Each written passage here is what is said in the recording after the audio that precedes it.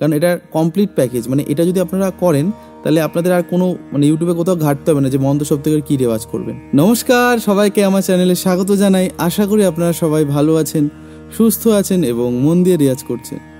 তো আজকে কিন্তু মন্ত্র সপ্তকের উপর একটা কমপ্লিট ভিডিও থাকবে।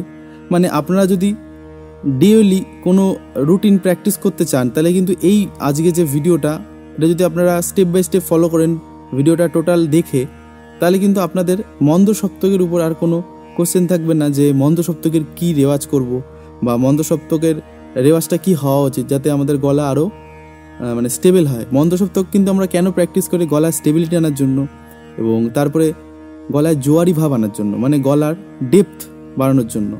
পাতলা গলা কিন্তু আমরা চাই না, সুতরাং গলায় যদি ডেপথ থাকে তাহলেই কিন্তু আমরা ভালোভাবে গানটা গাইতে পারবো। তো চলুন আর বেশি সময় নষ্ট না করেই সোজা ভিডিওটি শুরু করি যে মন্দ সপ্তক আমি কিভাবে রেওয়াজ করি, মানে আমার কোন টেকনিকটা যদি আপনারা প্র্যাকটিস করেন বা রেওয়াজ করেন তাহলে কিন্তু আপনারা খুব কম সময়ের মধ্যেই কিন্তু আপনারা মন্দ সপ্তকটা আয়ত্তে চলে আসবে। ঠিক আছে, তো মন্দ সপ্তক শুরু করার আগে একটা ছোট্ট ডিসক্লেমার যে অনেকেই বলেন যে মন্দ সপ্তক শুধুমাত্র সকালেই করা যায়। তো আমি বলি মন্দ সপ্তক কিন্তু দিনের 24 ঘন্টার মধ্যে যে কোনো ঘন্টায় কিন্তু আপনারা করতে পারেন, কিন্তু তার একটা কন্ডিশন আছে। তো এই কন্ডিশন, ছোট্ট কন্ডিশন, সেটা আপনাদের হেল্প হবে আপনারা যদি এটা শুনেন। তো সকালবেলা আমরা কেন বলি? কারণ সকালবেলা বা ভোরবেলা হচ্ছে আমাদের গলা স্টেবল থাকে, মানে কোনো রেস্ট পিরিয়ড থেকে যখন আমরা উঠি, ঘুম থেকে উঠি, তখন আমাদের গলা কিন্তু সুস্থ থাকে। মিন্স গলার যে মাসেলগুলো ওটার কোনো আঘাত হয় না। তো তখন যদি আমরা প্র্যাকটিস করি এবং গলা তখন দেখবেন একটু ভরা ভরা থাকে, মানে একটু ভারী ভারী থাকে, তো তখন যদি আমি মন্দ সপ্তকে রেওয়াজ করি তাহলে কিন্তু তার থেকে ভালো কিছু হয় না। কিন্তু আমরা যারা অনেকেই কিন্তু কাজ করি, জব করি বা বিজনেস করি বা যারা চাকরি করি, তো তারা কিন্তু অনেকে আমার স্টুডেন্টরাই আছে যে সকালে একদম সময় পায় না। তো তাদের আমি বলি যে দিনের যে কোনো সময় আপনারা প্র্যাকটিস করতে পারেন, কিন্তু তার জন্য শর্ত হচ্ছে আপনারা স্কেলটা একটা কি দুটো আপ করে প্র্যাকটিস করবেন, মানে বাড়িয়ে বা চড়িয়ে। তো কি, আমি যদি আমার স্কেল হয় সি শার্প, মানে এইটা আমি যদি সি শার্প হয় তাহলে আমি তখন কি করব, হয় ডিতে বা ডি শার্পে কিন্তু আমি এই মন্দ সপ্তকে রেওয়াজ করব, মানে আমার সা চেঞ্জ হয়ে যাবে তখন।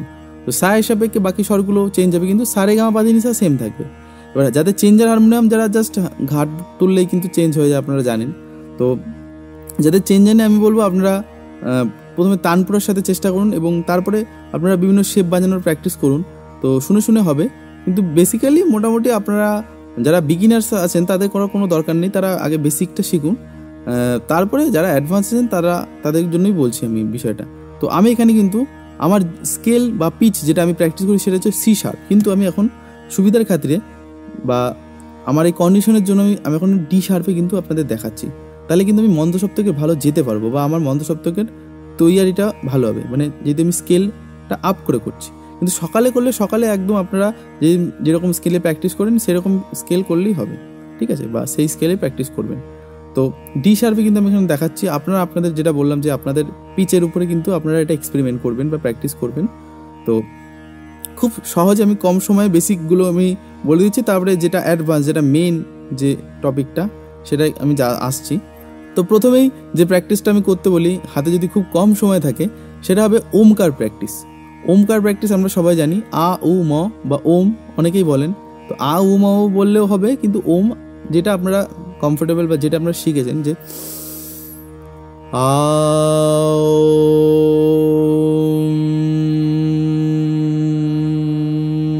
এই যে আউম বললাম বা ওমকার, এটা আপনারা যদি প্র্যাকটিস করেন, খুব এর থেকে ভালো কিছু মন্দ সপ্তকে রেওয়াজ হয় না।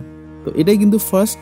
তারপরে আপনারা কি করবেন, আর তানপুরা কিন্তু সবসময় চালানো থাকবে আপনাদের পাশে, হ্যাঁ, স্কেলটা ধরে রাখার জন্য। আর তারপরে হারমোনিয়াম কিন্তু আপনাদের থাকলে খুব ভালো হয়, না থাকলেও আপনারা চেষ্টা করবেন তানপুরার সাথে করার।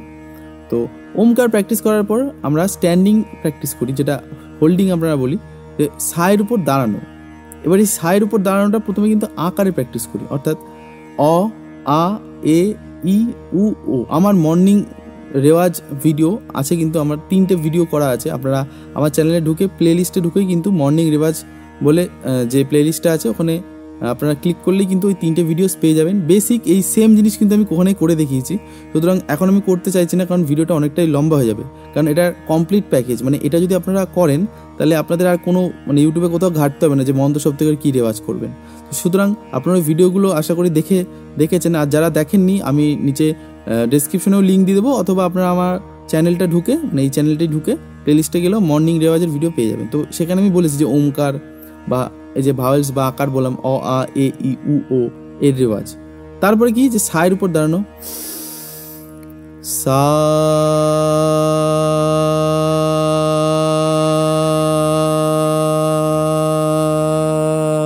এই সায়ের উপর প্র্যাকটিস করা মিনিমাম আপনারা 5 মিনিট করবেন।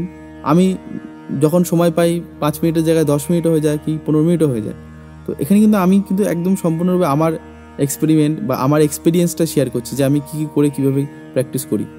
তো চেষ্টা করি এই সব অনেক কাজের ফাঁকে আমি রেওয়াজে বসার। তো রেওয়াজটা কিন্তু ইম্পর্টেন্ট, যাই কাজ করেন না কেন। তো তারপরে কি করবেন, যেটা আমি বলেছিলাম যে প্রত্যেকটা স্বর এক একটা শ্বাসে, প্রত্যেকটা স্বর মানে মন্দ সপ্তকের সা, শুদ্ধ নি, শুদ্ধধা, পা, প্রত্যেকটা মানে একটা শ্বাসে যাব আমরা। সা,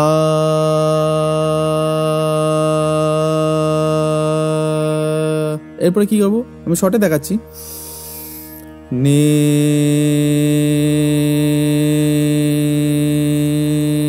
শুদ্ধ নিতে দাঁড়ালাম শ্বাস নিয়ে, ধা,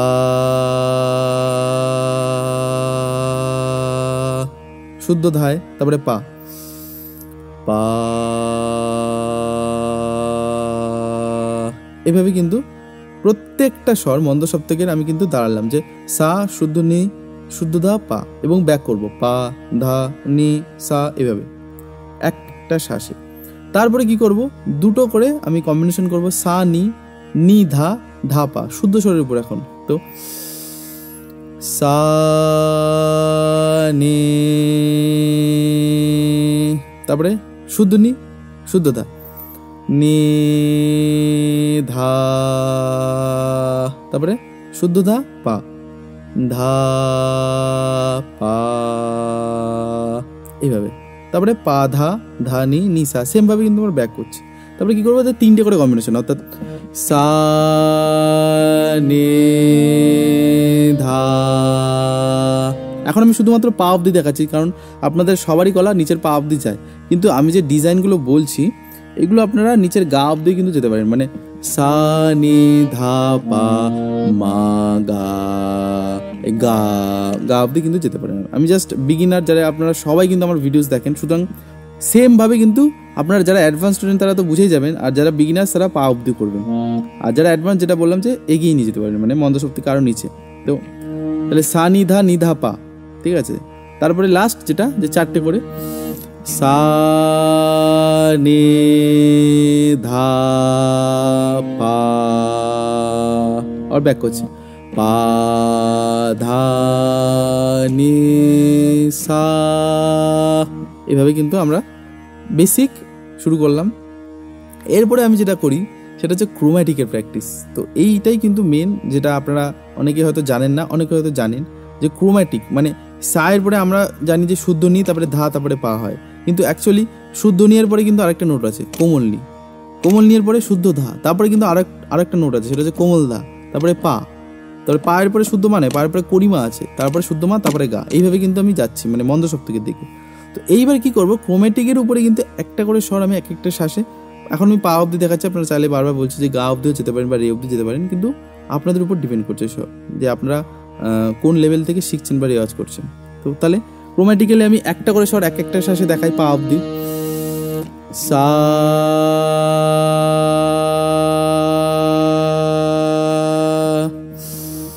নি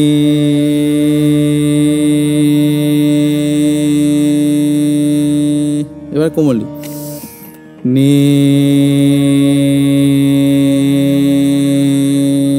এবার শুদ্ধ ধা, ধা, এবার কোমল ধা, ধা, এবার পা, পা,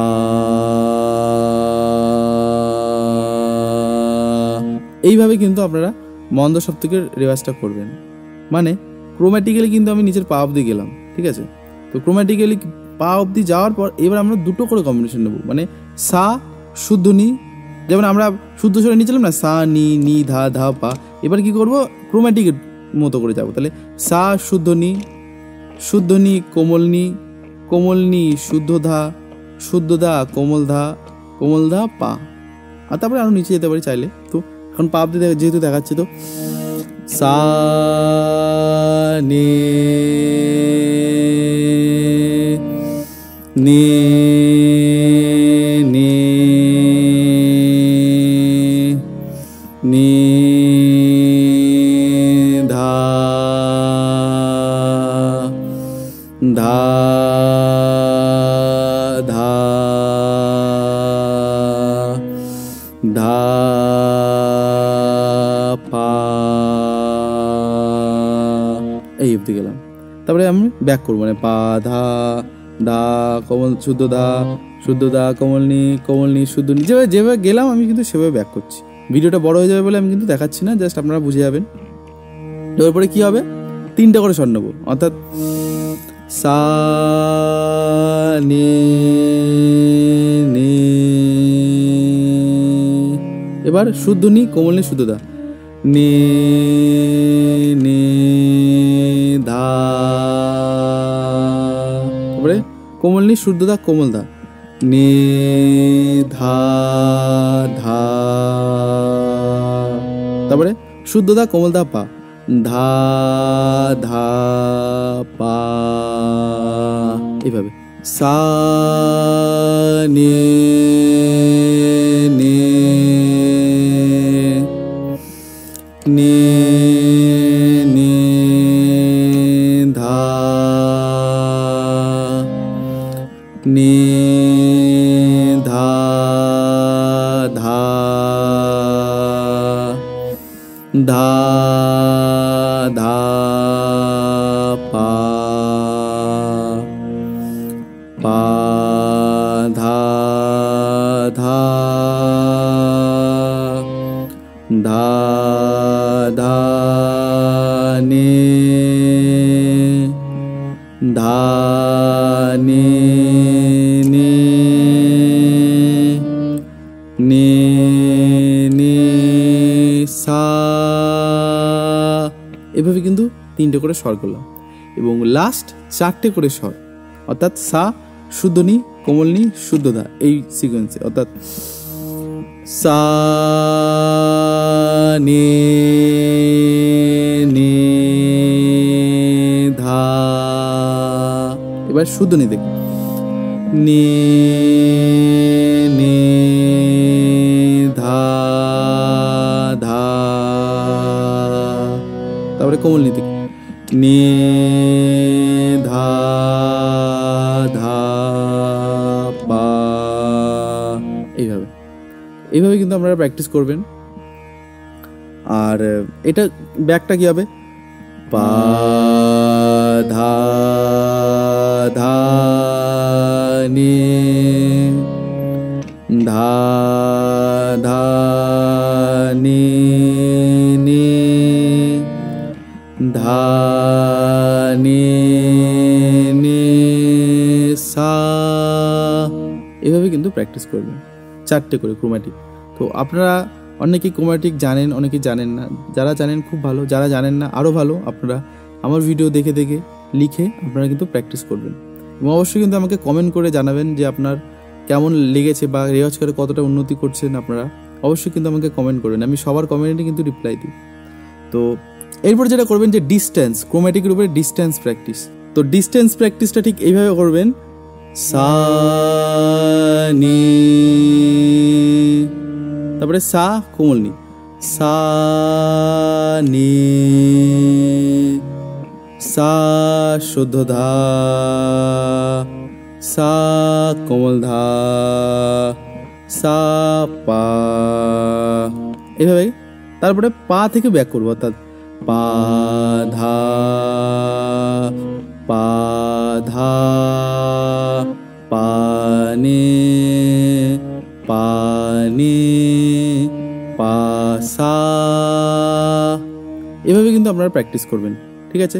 তো এই হচ্ছে টোটাল প্যাকেজ, যে আপনারা মানে যদি একটা কোনো রুটিন ফলো করতে চান তাহলে কিন্তু এইটা ফলো করলে আপনাদের টোটাল মন্দ সপ্তকের মধ্যে রেওয়াজ কিন্তু কমপ্লিট। মানে আর কোনো কোশ্চেন থাকবে না আপনাদের মন্দ সপ্তকের উপর। আপনারা আমাকে অনেকেই করেন কোশ্চেন যে মন্দ সপ্তকের কী রেওয়াজ করবো, তো এটাই হচ্ছে একমাত্র কমপ্লিট। এরপরে আরও স্টেপ বাই স্টেপ রেওয়াজ আছে, কিন্তু বেসিক যেটা কমপ্লিট সেটা হচ্ছে এটাই। তো এই ছিল আজকের ভিডিও। আশা করি আপনাদের প্রত্যেকটি ভিডিওর মতো এই ভিডিওটিও ভালো লেগেছে। যারা আমার কাছে পার্সোনাল ক্লাস করতে ইচ্ছুক তারা এই নাম্বারে আপনারা আমাকে কল বা হোয়াটসঅ্যাপ করে ডিটেলসটা জেনে নিতে পারেন। দেখা হবে অন্য কোনো ভিডিও, অন্য কোনো পর্বে। ততদিন অবধি ভালো থাকুন, সুস্থ থাকুন এবং মন দিয়ে রেয়াজ করুন। ধন্যবাদ।